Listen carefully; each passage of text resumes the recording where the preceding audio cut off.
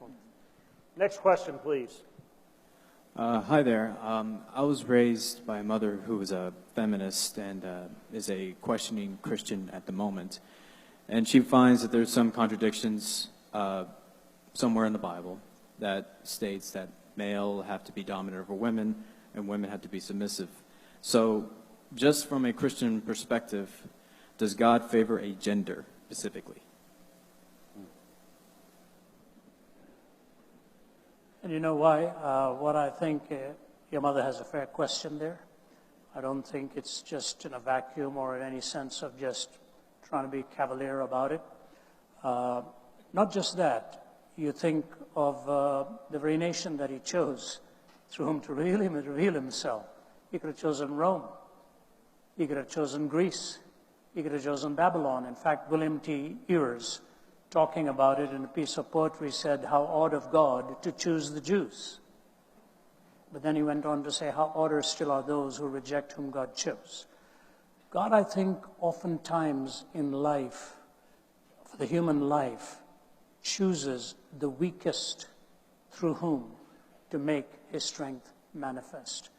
If you were to ask me what really makes this world, let me dispel one idea here. You often hear a statement, men are more cerebral, women are more emotional. Nothing is farther from the truth. But I'll tell you what I have found. Both are equal cerebrally, but women are more consistent in willing to let the thought be connected to the emotion. Men like to hide from the emotional ramifications of the thought. So if I talked to my mother, she'd immediately connect the emotion with what she was thinking. With my father, you could draw circles around it because he'd run from the feeling. I've talked to husband and wife. We were on a vacation once, and they had both lost a son. And the woman was talking to my wife and said, it has put such a strain on our marriage because my husband doesn't even want to talk about it while I'm breaking up on the inside. They both had the same thoughts. One was running from it. The other was willing to find the greatest bridge in life between the head and the heart. So even in theory, the whole idea is wrong. Secondly, some of the finest thinking in the world has been done by womankind. You see it. So this myth has to be dispensed with. It's purely an archaic thing.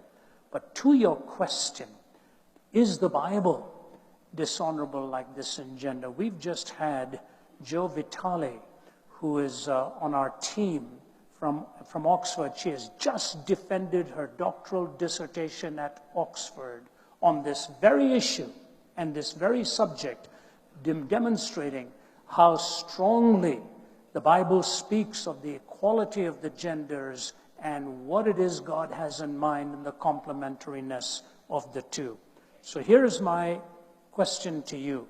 If God were a discriminator against gender, the greatest truth on which the gospel hangs is the resurrection. If Christ be not raised from the dead, our faith is in vain. Why in heaven's name did he reveal himself to the women to go and tell the message?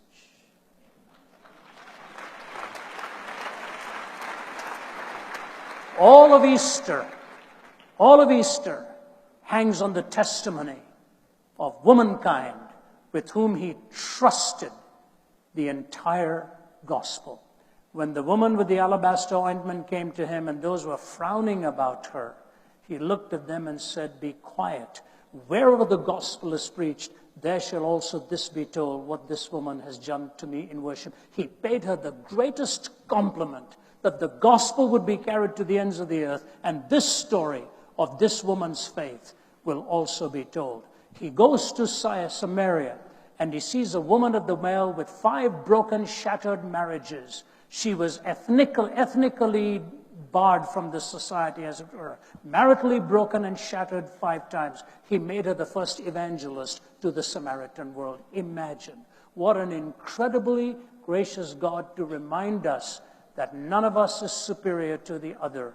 We only have the same privilege of taking our distinctives and complementary strengths and carrying the message to the world. I can tell you this, I would never be here today if it weren't for the strength of my mother. And when my younger brother was 6 or 7 years old, he was dying with double pneumonia and typhoid. My dad had given up. Our family had given up. We were living in Delhi, and the doctor came and told us, my younger brother Ramesh, who's today the chairman of the Department of Pain Management at McMaster University in Canada. He was 6 or 7, dying. I remember seeing him as a bag of bones for the last time. I'm 6 years older than him. And I walked away from there bidding him goodbye. He was unconscious. My mother refused to leave. She refused to leave. She sat by his bedside, and we were all worn to the bone, including my dad. And so 4 of us kids packed up, taken back home, and all of us lying in bed saying, we've just lost our youngest. My mother sat by his bedside. Whatever she was doing, I don't know, and in sheer exhaustion, for days she hadn't slept, and just by his bedside crying out to God to rescue her son. Somewhere in the early hours of the morning, he began to move and he was very much alive, but just quite worn out and broken.